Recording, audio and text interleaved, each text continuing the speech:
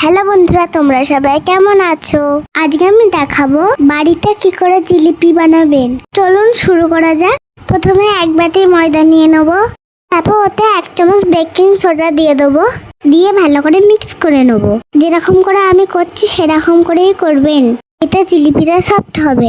তারপর দিয়ে দেবো 2 চামচ মতন ঘি, দিয়ে ভালো করে মেখে নেবো। তারপর আস্তে আস্তে জল দিয়ে ভালো করে মাখতে থাকবো, যতক্ষণ না এরকম পাতলা ব্যাটার তৈরি হচ্ছে ততক্ষণ জল দিয়ে মাখতে থাকবো। ডিম জেলের প্যাকেট নেবো, সেইটা ভালো করে ধুয়ে নিয়ে নিচ থেকে একটু কেটে নেবো। একটা বাটিতে 2 কাপ চিনি 1 কাপ জল দিয়ে দেবো। তারপর গ্যাস জ্বালিয়ে 1 চামচ লেবুর রস দিয়ে দেবো। তারপর 1 চিমটি জাফরান দিয়ে দেবো। একবার ফুটে উঠলে গ্যাস অফ করে দেবো।